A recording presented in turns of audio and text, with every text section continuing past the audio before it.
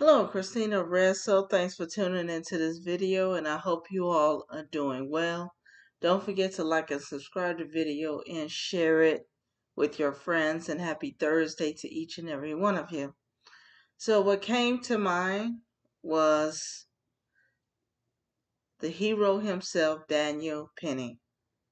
Now, we all have mixed feelings for him in uh in regards to the case, just like the lady that shot uh, use her firearm without opening the door with her neighbor. Now, personally, if I were her neighbor, I would try to keep the peace as often as possible. But then again, I'm not one to cause trouble. I'll either involve my landlord or law enforcement. I digress.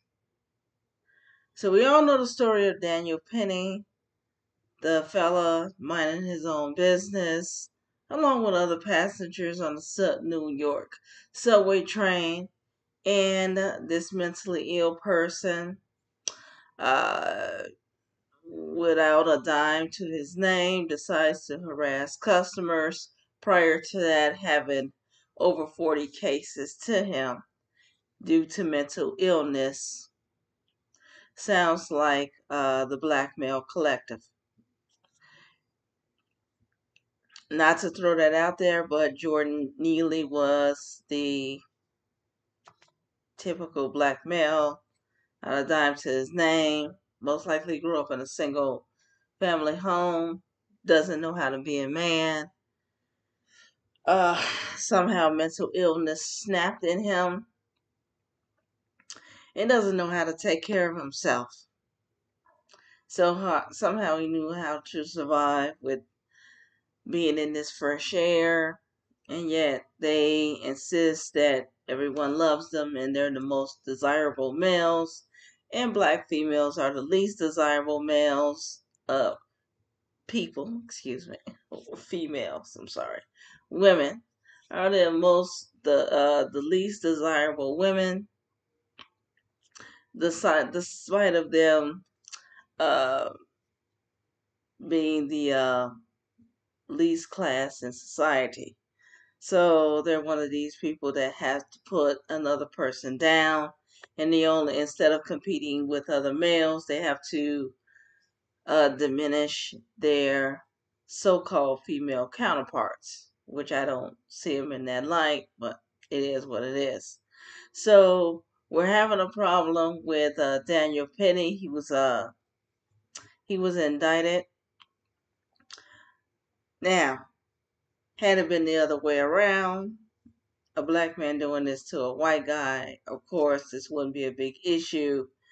And as I have told white males in the past, I even had to intervene uh, at times in Chicago when they, want to protect. And this happened in Chicago years ago, where I'm diving right into the example. Um, had I not intervened, that white guy, it's a handsome, hardworking gentleman. In fact, uh, he would have been in trouble. So it was during the evening in Chicago. I was working with city colleges of Chicago at the time. I usually have Fridays off, so I was hanging out, and I can't remember where I was coming or going someplace, and I was on the red line train. I don't even think I was still living in that area. Um, but a guy began being obnoxious. No, we were heading northbound. Okay. So I think I was going downtown somewhere. And this person was being obnoxious.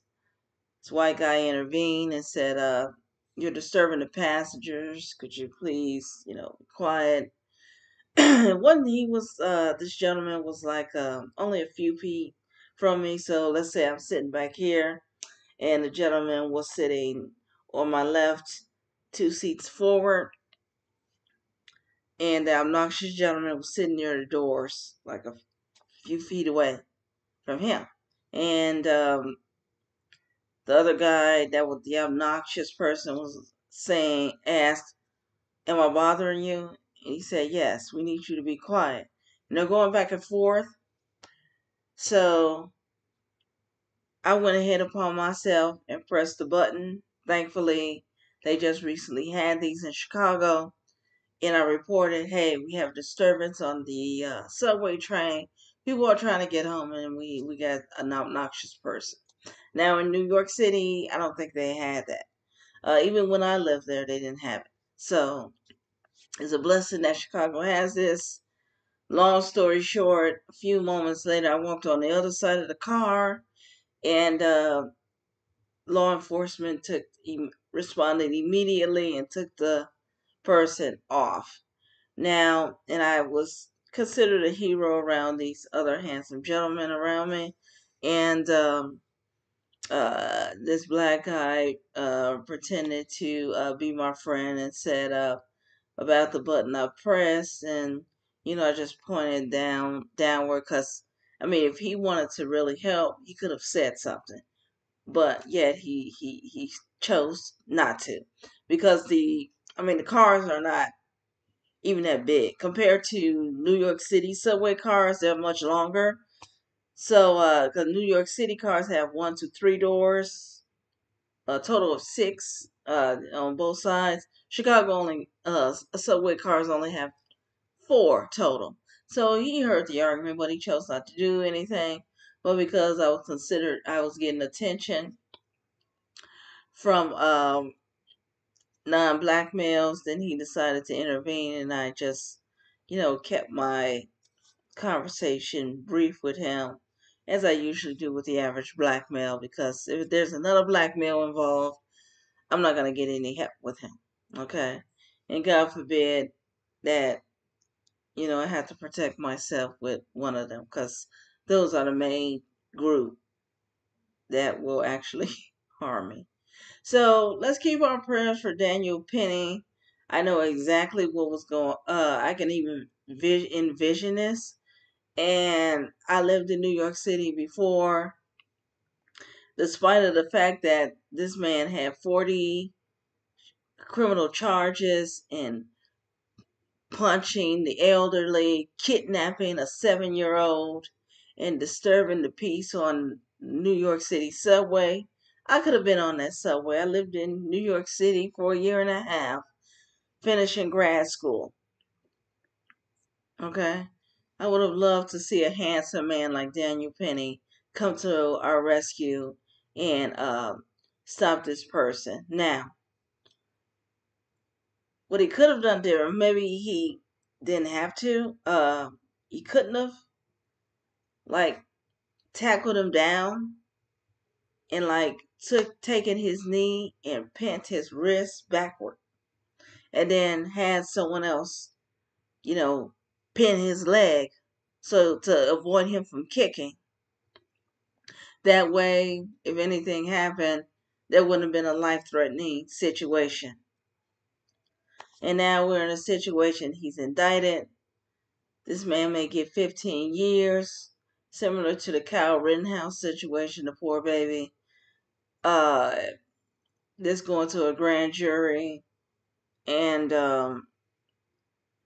this man is ruined. Despite of him being a hero and serving our country, this young man's life would be ruined for the rest of his life. So let's keep Daniel Penny in our prayers. Hopefully this is not the case. Of course, they don't know the full story. They just see white male, intentionally killing a black man.